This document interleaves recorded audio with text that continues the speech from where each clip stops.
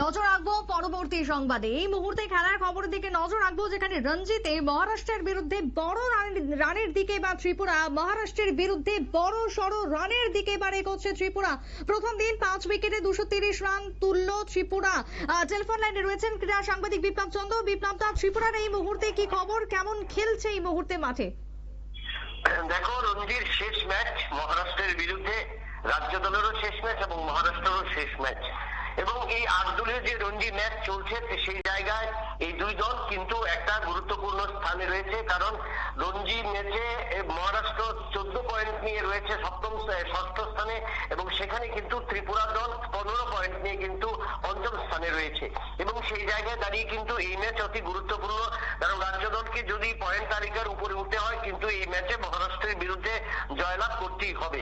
এবং সেই পরিকল্পনা অনুযায়ী কিন্তু আজকে বিক্রম স্টেডিয়ামে রাজ্য দল প্রথমে টসে জয়লাভ করে, এবং সেখানে কিন্তু যে উইকেট ছিল, যে ওয়েদার ছিল, সেই ওয়েদার এবং উইকেট দেখে কিন্তু রাজ্য দল প্রথমে ব্যাট করবার সিদ্ধান্ত নেয়।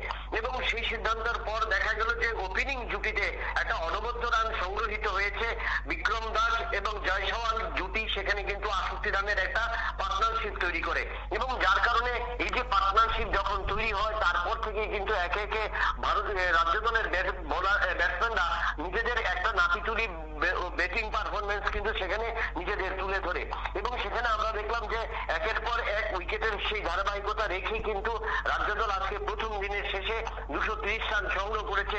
একটা খুব মজবুত স্কোর বলা যায়, কারণ 5 উইকেটে 230 রান, যেখানে মনদীপ সিং 23 রানে, রিয়াজ উদ্দিন 26 রানে, এবং শ্রীনিবাস বর্তমানে 66 রানে, এবং রজত দে 18 রানে উইকেটে অপরাজিত রয়েছেন। এই যে পঞ্চম উইকেটে, যে ষষ্ঠ উইকেটে যে এই দুজন ব্যাটসম্যান যারা রয়েছেন অপরাজিত, শ্রীনিবাস 66 রানে এবং রজত 18 রানে, এই পার্টনারশিপ যদি কালকে একটা বড় রানের ইনিংস উপহার দিতে পারে তাহলে কিন্তু মহারাষ্ট্রকে কিন্তু টুটি চেপে ধরতে পারে, এবং সেই সুযোগ কিন্তু নেবে রাজ্য দলের ব্যাটসম্যানরা। কারণ রাজ্য দল চাইছে, যেখানে 6 ম্যাচ শেষে রাজ্য দল এখন 15 পয়েন্ট নিয়ে রয়েছে, এবং সেখানে মহারাষ্ট্র অনেকটাই পিছিয়ে রয়েছে, সেই জায়গা থেকে যদি আগামী বছরের জন্য এই আত্মবিশ্বাসটা যোগাতে পারে সেই দিকটা।